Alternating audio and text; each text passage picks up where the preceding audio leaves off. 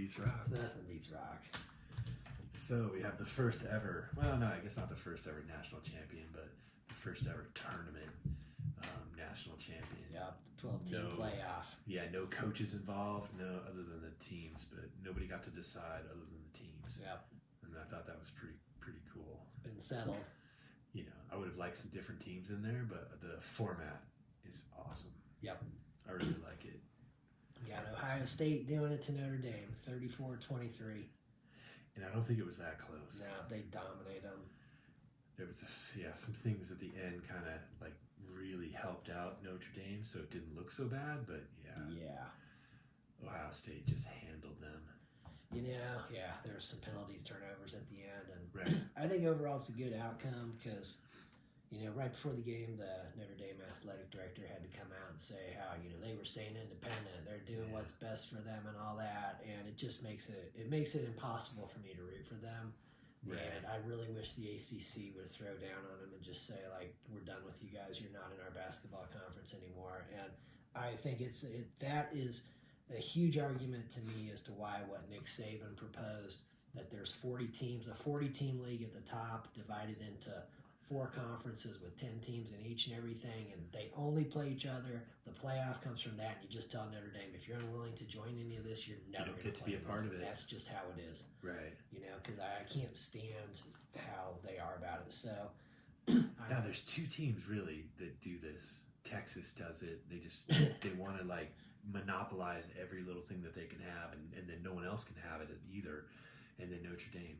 Yeah, Notre Dame takes it to a whole different level. We're just going to be independent. Texas tries to jump in that conference and then say, you know, oh, remember back in the Big 12, oh, there's 12 teams here, you know, and everything, but we want to take 4 slices of the pie for ourselves. Yeah. You know, and you then guys can fight over the Oklahoma rest. Can take 2. Right. And then the rest can be split amongst the others, you know, and everything. And just like they ruined the Southwest Conference because of it, they ruined the Big 12. And now they're doing the same thing in the SEC. And now we'll see how it goes in the SEC. But yeah, it's tough to root for them too. But Notre Dame, I'm happy that Ohio State. I'm happy that there's a playoff.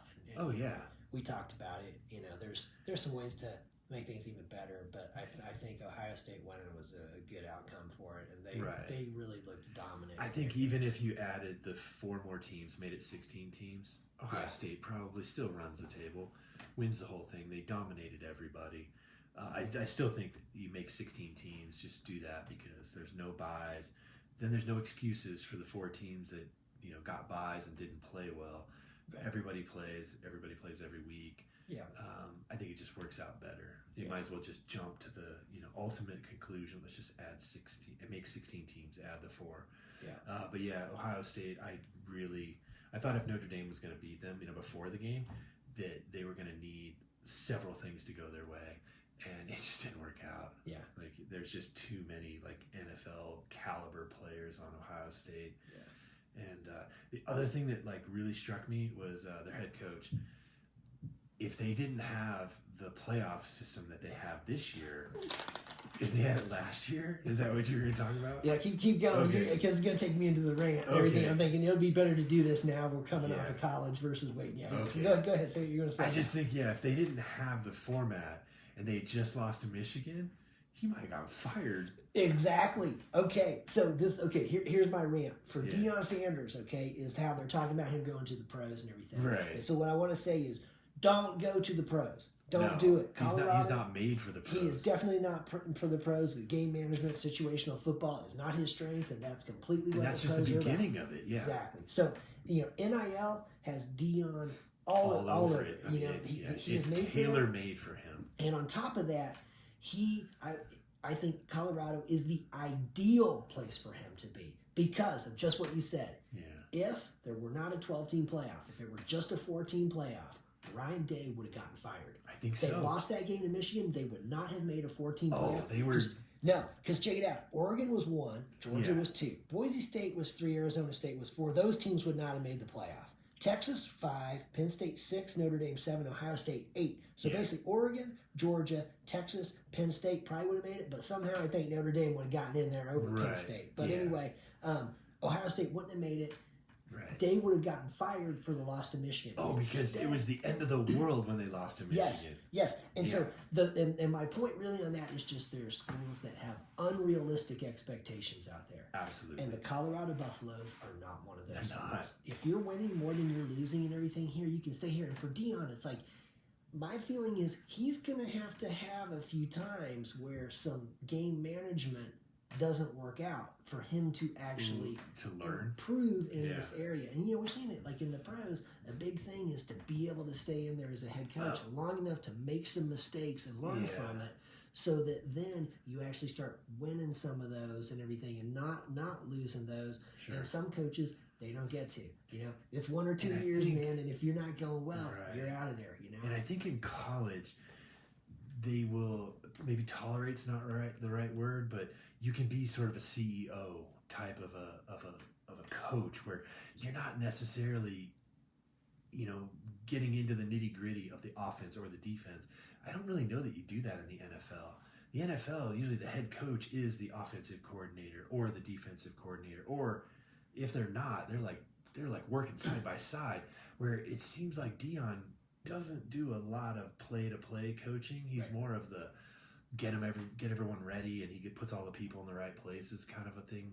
I don't think that works outside of college. Yeah, I can't see it in the NFL anywhere. When you look in the pros, you look at the good coaches and everything, and they definitely have their expertise, which is, and at the very least, they're the one who's making the call on, are we going for it on fourth down? Right. Are we going to fake a punt? That kind of stuff. Those are his calls and everything. And, let's face it. And I'm not knocking the CEO comparison. I just think it doesn't work in the NFL, and it does work in college. I'm sure there's a ton of stuff that he can take care of, especially with NIL and all the complexity of that He's made in for college. NIL, and he is in the perfect place to be like, hey, look, man, you can win a national championship in Colorado. You can go down as one of the greatest coaches and everything. And most people have no chance doing it here. No. They're going to do terrible. No. I mean, just look at the past 20 years. Yeah, exactly. So it's like, hey, man, you can do it here and everything. He can and you're pull in it a off. place He's that's in a unique not position. going to knee-jerk and fire you for going 8-4. Right. Yeah, so, Alabama's going to fire you. Texas is going to fire you. Exactly. Those Michigan schools, is going to fire you. Yeah, exactly. Yeah, I mean, Colorado's going to be like, oh, you're going to stay? Oh, that sounds good. Exactly. And this year could be that sort of test. Like, they're not going to go 10-3 next year unless they've made some really big, Pat Shermer's not there. We actually have an offense that runs the ball, but there's a good chance. I'll tell you what, maybe 8-4 might be a really good result next year. Remember Buddy Ryan and Kevin Gilbride, right? Remember that Houston Oilers and everything, where it's like Kevin Gilbride kept throwing the ball at the end of that half and everything, and Buddy Ryan's defense had to go back out there. And Buddy Ryan lost his mind. Kill him. Pat Shermer, I'm just saying, man. No, he can't. That's what you're doing, man. Yeah. Wake up, dude. You got to know situational football a little bit. So and you can't get away with that in the pros. I mean, no. There's 32 teams, right? So there's 32 of the most important coaching jobs in the world. Yeah.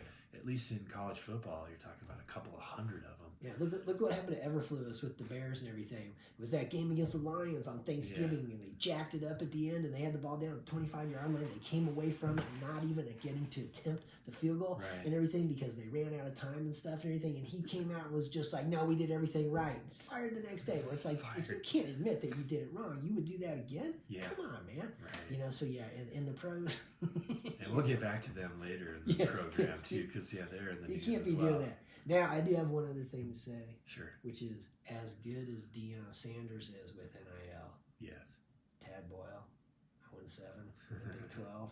Yeah. It's kind of starting to look to me like NIL is not for Tad Boyle. Or it's not for CU basketball. Do you think it's him?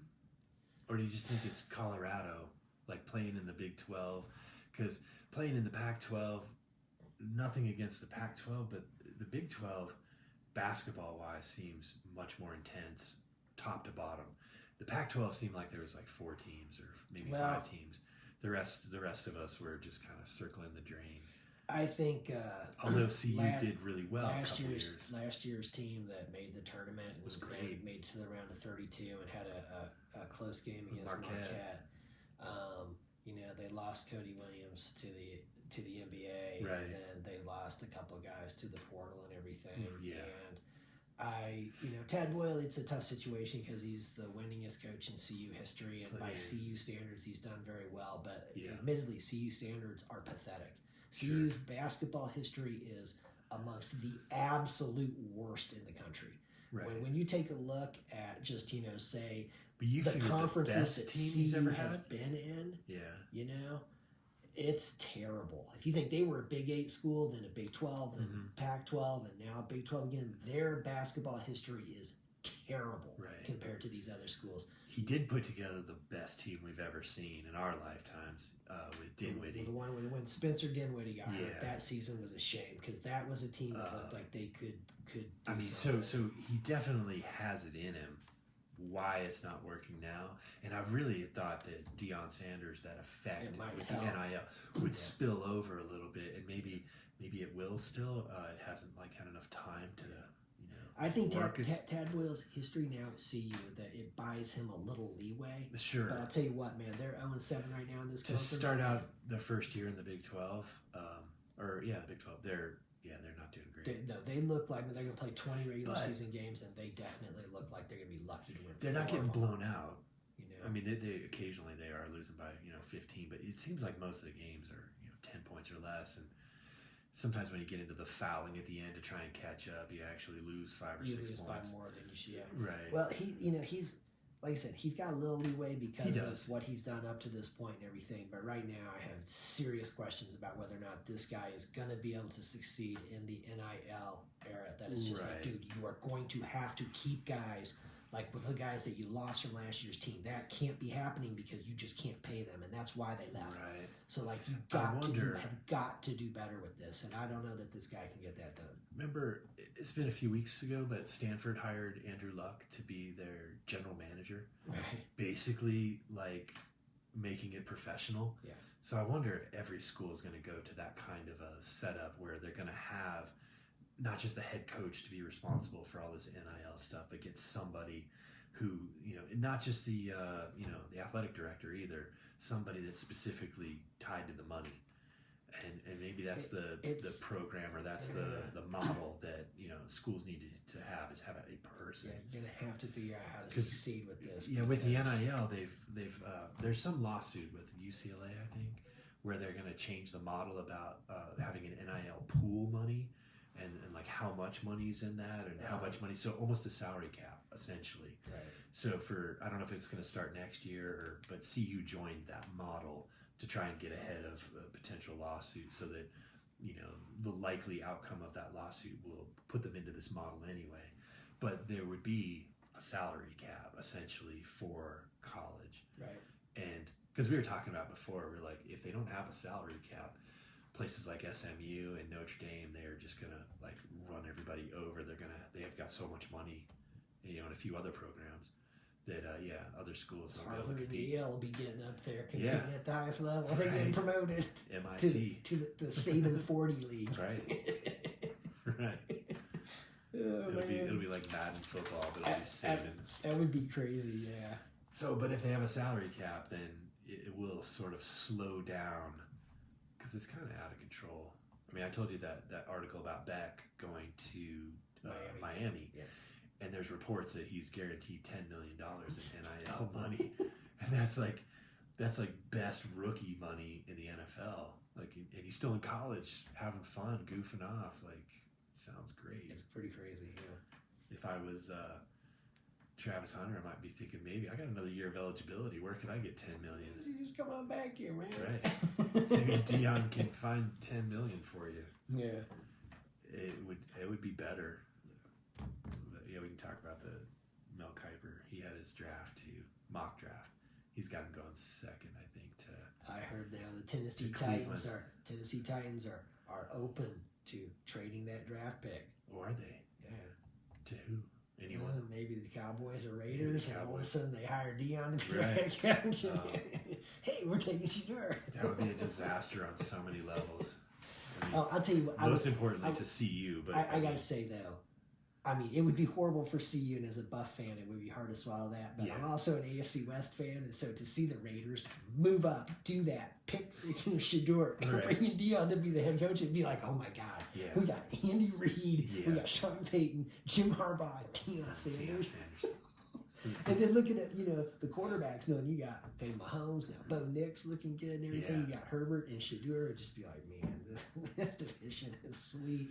Well, it would turn into like the NFC West, where like the winner that came out of it is like 9-7, 9-8, 9-7, but nobody wants to play that team. Right, exactly. On paper, they look like an average team, but it's like, oh my God, they came out of the AFC West. It's just a meat grinder. Yeah. Because like the worst team is 7-9. It's like everyone's like you get 2 9-7 teams and 2 7-9 teams. Everyone beat everybody else, but somehow the fourth tiebreaker put the Chiefs in front. You're like, that's what it would turn into. So speaking of the Chiefs, we had the Chiefs Texans in the divisional round, and the Chiefs came through there 23-14. Yeah, their defense and special teams were solid in that game, but they and Travis Kelce was awesome in that game. He set some sort of NFL record. I forget what it was, but yeah, it's so funny. All the people, Chiefs. all the people bad mouthing him, and he needs to retire and stuff and everything. And it was just like, it's. How come he's not putting up the fantasy numbers? And it's like fantasy football players. Yeah, he doesn't play fantasy football. Having Kelce, but that's exactly it. Andy Reid's not playing fantasy football, man. And Andy Reid knows what he has with Travis Kelce. No, and he knows Mahomes is not playing fantasy football. he that's for everyone these else. Guys to be ready to go in the playoffs. Oh, they're playoff Chiefs. Because 3 weeks ago they weren't doing all this stuff. They started to, but 10 weeks ago, no way. And all of a sudden, everyone's like, "Oh yeah, this is why we're here." And that dude Anderson. On the Texans, the defensive player, he was a beast in that game. He was all over the place. He had some comments about the officiating, and all I have to say about it is like, listen, man, if you hit a dude when he's sliding, you hit what's left of him up when he's sliding, they're gonna call it. And if you hit a dude in the face and everything, the quarterback, if you hit him in the face, they're gonna call it and everything. And so I know you think that those were like ticky tacky, but it's sort of like, man, that doesn't seem ticky tacky to me, man. When you hit the dude in that spot, they're gonna call it. You know? And if so the one I didn't like, and I think that they should have a new rule soon, is, and it doesn't just apply to Mahomes, it's anybody, flopping should be an unsportsmanlike. If you're a wide receiver, there was I remember Mahomes, he went out of bounds. He did a flop on the sidelines, but they didn't call it. They didn't call the penalty. They didn't call the penalty. But it's not just him. There's wide receivers that throw their hands up and roll around and ask for the flag. This isn't soccer, guys. No, it's like, but they should be like, that's an unsportsmanlike penalty. That's what they do in the NHL. Yeah. Sometimes in the NHL, they call you for flopping. We're like, what's a flopping, man? Yeah, that's unsportsmanlike. He legitimately got tripped, but it just wasn't that bad a trip. Right, so he turned it into a cartwheel. You got to fight through it a little bit. Right. Yeah. So but there was the one where Mahomes was going out of bounds and he slowed down a little bit and he threw his arms up and threw himself like 5 yards, and I was like, come on. They didn't call that one, which was cool, but they should have a flopping. Yeah. Call it unsportsmanlike, call it embellishment, whatever you want, like the NHL. They got to do something like that because there's too many people doing it. So the other thing, though, the weakness in the Chiefs in this game, because some of their stuff looked better. They sacked Stroud like 8 times. Yeah. Harrison Butker looked a lot better on his field goals and everything. I'm still surprised that teams are attempting 50-plus yard field goals in Arrowhead when it's below 32 degrees. But it seems like they should have known better. They did it, and they didn't make those. And still that left tackle spot, Joe Tooney was over there. The Chiefs did not look like they completely benefited from the rest. From the time off that they took and everything. Right. That there was some stuff that they looked a little shaky on that left side of the line still, and it was kind of like like their offense did not look real good, Yeah. So we'll see. They'll definitely have to pick it up next week. I thought the Chiefs looked really good. I thought the Texans beat themselves quite a bit. Too many penalties, and they helped the Chiefs out. Yeah, I think that even if they played a clean game, I think that the Chiefs were still going to pull that one out. But I think that Texas kind of helped the Chiefs. Yeah. So if they clean that up, they'll be better next year. And they're in it's an easier conference to come out on top. So they can definitely run the table in that conference for several years. So they'll have time to get better. unless they pull a Jaguars. It just I'll take vanish that next guy. year. Doug No, Peterson, they- he's gone. Yeah, they seem like they're put together better than Yeah. that. All right, so then we got the Bills-Ravens game. Bills came through 27-25, and I'll tell you what, in that one, the turnovers. Just doomed the Ravens. Oh, yeah. So funny thing is, all of the winning teams, out of the 4 games, no turnovers. Yeah. None of them had a turnover, and then the other teams had multiple Yeah, turnovers. every one of them. That was the big thing. Yeah, and the Ravens was, I don't know, it's like 4 turnovers or 5 turnovers. I think Or it maybe was. the Lions I think had it was 5. 3. Yeah, the Lions had 5. Yeah. The Ravens had 3, and then they had Mark Andrews, their tight end, who is a really good player, man. He had 2 big drops. One was The 2-point conversion? Yeah, the 2-point conversion to tie the game at the end, and he had another one. And it just seemed to me that the weather conditions, it was snowing during this game, and it was not ideal. And I just kind of think that the Ravens didn't. They seemed out of sync the entire game. Like they always seemed like they were just about to have to call a timeout because they weren't quite sure what they were going to do. Or a couple of times they would break the huddle and then re-huddle and then go. And it's like the whole game they just seemed off. Right. Yeah, and they were still in it right to They the end. were in it to the end. The thing was, just didn't seem like it wasn't their A effort. Yeah, because A minus maybe. The Bills got up on them, and it Yeah. kind of had a certain look and everything. Like, man, they could put this game away. Right, but they and couldn't do but it. then they couldn't do it, Right. and then the Ravens came back, and then at the end, Right. like, oh my god, man, They they could could have tie tied this it game on one right play. here, Yeah. And then to see it hit his hands, and it's like he's It was right perfect. But he just so Like he was too open. that's a brutal loss for the Ravens. Yeah, Right. But congratulations to the Bills, their AFC Championship game. Yeah. They get to go to Arrowhead. The Rams and the Eagles was kind of a similar to the Ravens Bills, Yeah. where it came down to the final play. Yeah, and that game is definitely the one. That was epic with the snow in that game. It was awesome, and Saquon Barkley went off 190 yards or something like that. He went off and had a great game. But that game to me, that game's played in LA. That's the thing I kept thinking. Yeah, Like if they played this in LA, it might not go the same way. This was an example. Kind of the Chiefs and Eagles. It's kind of this ability to win ugly. Yeah. And do just enough. And this, that it's just like, okay, they handle that. You get the feeling, you're right. The Eagles and the Chiefs, they're not emptying the tank ever. Like, there's still stuff in the tank. Like, if they had to play a fifth quarter, like, they were still ready for it. Like, they got some stuff. Yeah, they weren't, like the other teams, they're like everything. Like, there's they're crossing the finish line with an empty tank kind of a thing, where the Chiefs and the Eagles, they don't seem like that at all. Right. The Bills, they don't seem like they're as refined to that. Like, they still seem like they finished just barely, even though I gotta say they look good, and I'm not the knocking Bills them in any way. have had a knack for like some late game blowing it kind of stuff. Not finishing a few, and this one against the Ravens, that was creeping its ugly head up again. Just like, you guys, you gotta put them away, man. You're killing your fans. And then to see, it's like, Eagles, they got through, and then the Commanders over the Lions, 45-31. And what's crazy is, I remember us saying it that in this game, Daniels and the Commanders, we didn't pull the trigger. We went with the Lions, but we were saying that Daniels and the Commanders with that offense, they may be the team that is really equipped to knock the Lions out. And they had the defense too. And Daniels is just so smooth. Yeah. He looks like he's been playing for 5 years at the NFL level. Been playing for like 18 games, 19 games. Yeah. He looks so good. Yeah. That was an impressive win. I kept thinking, though, it's going to be a Joe Flacco-like moment, that the Lions were going to come back at the end.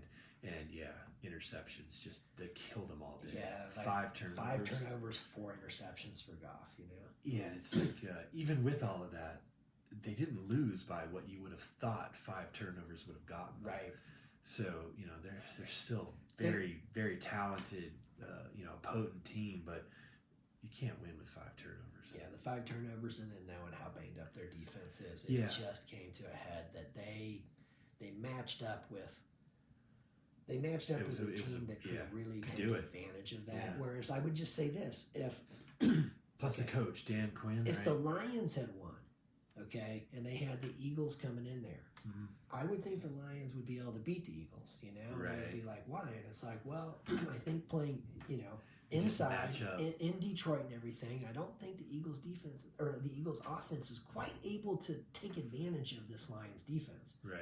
You know, just like we saw against the Vikings and everything. They weren't really able to in that game, although, you know, Jalen Hurts and the Eagles offense, I think, is, you know, is I think he's better than what the Vikings have going on there. And he's not going to go no. 0 for 4 in the red zone and No, stuff, you know no. what I mean?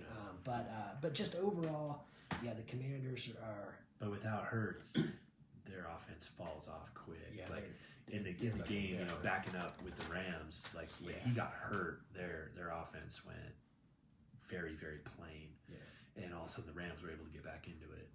So it's important to keep him healthy. Yeah. But Yeah. they were good games, and I didn't think the Lions and Commanders was a bad game. No. I just thought 45 to 31, yeah, you know? we thought maybe Washington's got a chance in this, and then just didn't pick them. Yeah. But yeah, it was very good. It was what was shaky with the Lions, you know, was that defense and thinking. But then they seemed to do a little better. In a It couple wasn't the games at defense. the end, you know? I mean, the defense gave up 45 points, Yeah. right? But it was the offense that failed them. The turnovers just Yeah. killed them. But I don't know. Yeah, they needed to score, you know. They need to score some more. They Sorry. needed to score 50, man. Yeah. Yeah. That's what it's going to take. All right, so that takes us up to this week. We have the conference championship games. So we got the Chiefs versus the Bills in Arrowhead. Yeah. I'll tell you what, the matchup predictor says the Buffalo Bills have a 54.6% chance to win, but the Chiefs are favored by 2. I love how they do that. It's like they're playing both sides. You know, the bettors are going Chiefs Right. by 2. Right. The matchup predictor just plugged it in there going Right. 54.6% says the Bills. I like the Chiefs. Yeah, I'm going with the Chiefs too. kind of I think the Bills will make it a good game. Yeah.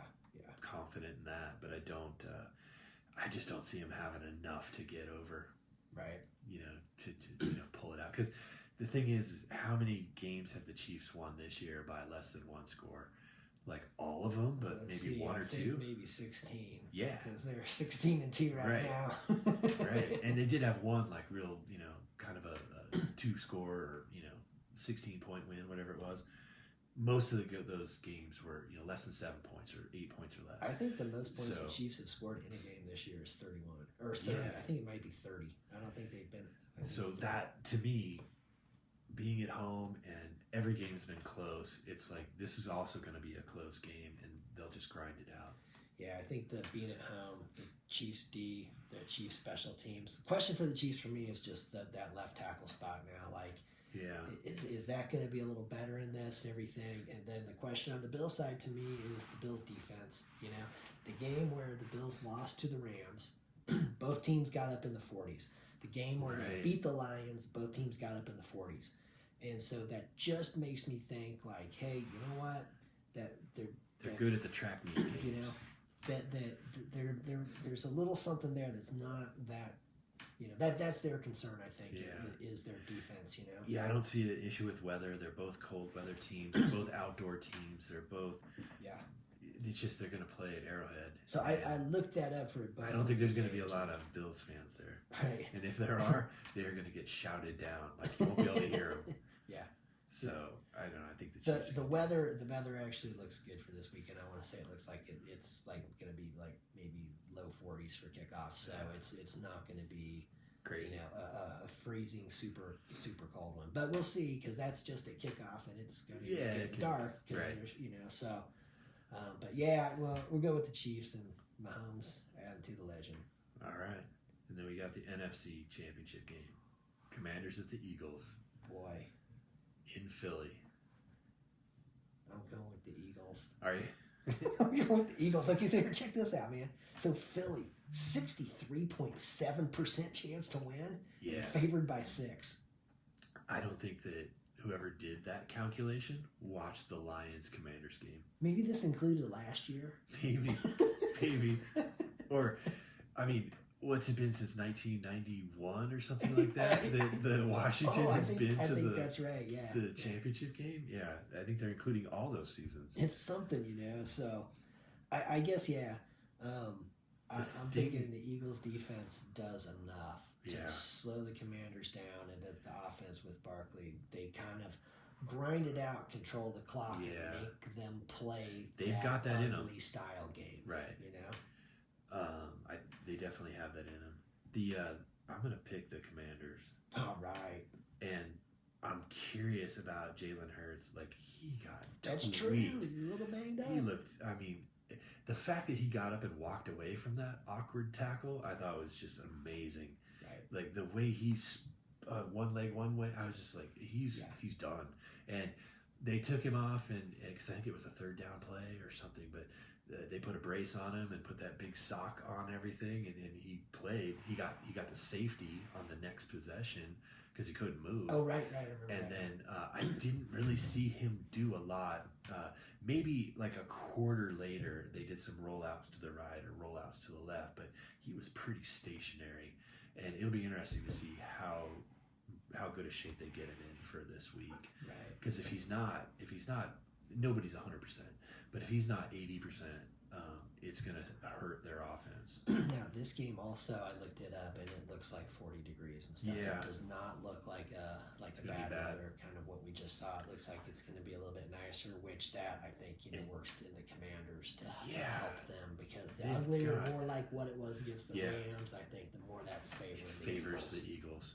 They work in it. It's They're- like the other. they're It's built like for it's that, yeah. It's like the you know? Bills and the Chiefs. They just play in that all the time. It's not a problem for them, but it could be a problem for the Commanders. But yeah, if it's good weather, Yeah. I don't know. I like them. I think they're exciting to watch. I like the coach.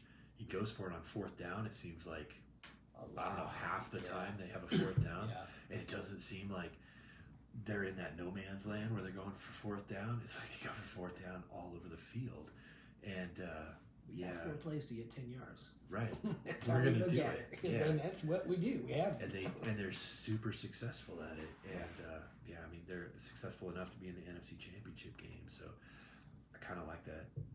It'll be fun to see. And for sure. if they win that game, if they beat the Eagles, I don't think there's ever been a rookie starter at quarterback that's made the Super Bowl. I think Dan Marino was the closest ever, and he didn't make it. Right. So interesting. The matchups are awesome, and Jaden Daniels is he is fun He's to a watch. unicorn.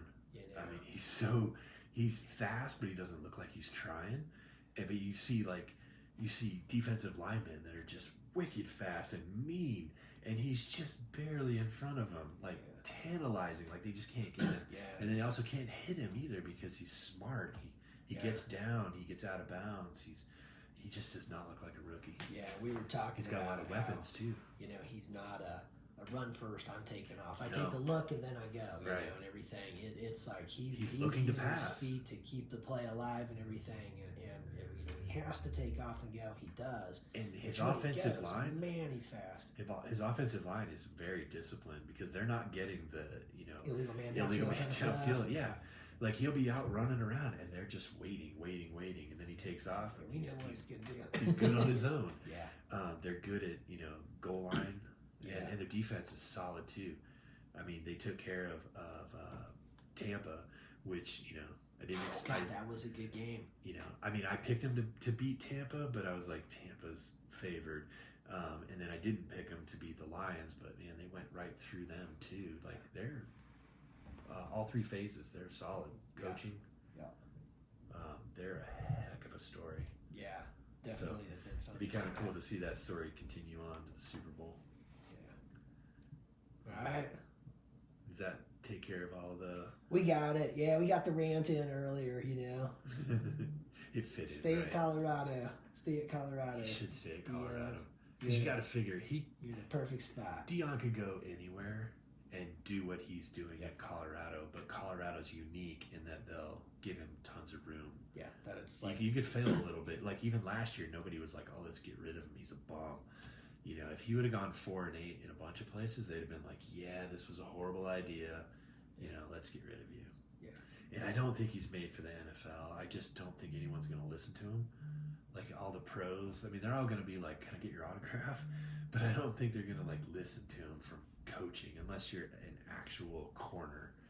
because he's one of the best ever at that position. But I hear if you're coaching any other position or you're playing any other position, I don't think you're going to look at Deion Sanders and be like, hey, you're the best coach ever. Like, I think in the college, especially with NIL, you're only getting players for 1 year, 2 years, 3 years. So they never get a chance to get tired of your message. And I think that's a unique thing for college, and it doesn't work in the NFL. Yeah, that combined with the fact that you recruit the players and everything, whereas in the NFL, it's just not like that. You may want that guy, but guess what? You don't have the first pick in the draft. You don't get to just get that guy. And if you're going to sell out you're going to sell out your program for the next 5 years to get him, well, you're going to hurt everything else because you had to trade up and all the picks you lost. Yeah. So there's a lot of like accounting work that needs to be included in the NFL that maybe not in college. It's another one. Talk to Nick Saban about what it's like coaching the pros.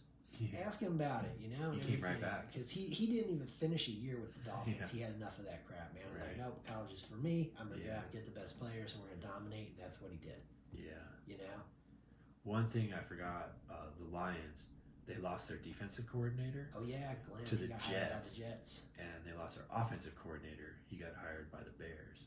So there's a chance they could look a lot different next year. Yeah, that'll be interesting to see how that goes. I imagine everyone's replaceable, but I bet there's someone that they can replace that they don't drop off too badly. Right.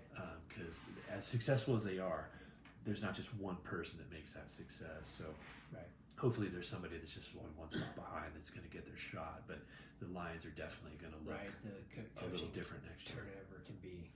Yeah, if you're successful, it's hard to keep people. Because, there's only, 32 of the best jobs ever. Yeah. And from that one team, they just took 2 people. So it's a good program.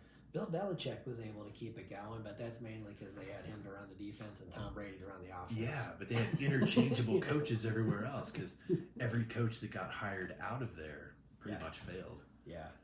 Because they didn't have Tom Brady. Tom Brady and Peyton Manning got a lot of coaches head jobs. They a lot of offensive and defensive coordinators went on and got head jobs because of those 2 guys. Right. A lot of them didn't do all that. They didn't keep them. It was just like, but they got them to start with. Yeah, those 2 dudes. Yeah, a lot of winning going on with those guys. Yeah, and the Raiders didn't get either of the coaches from Detroit, so they're still looking.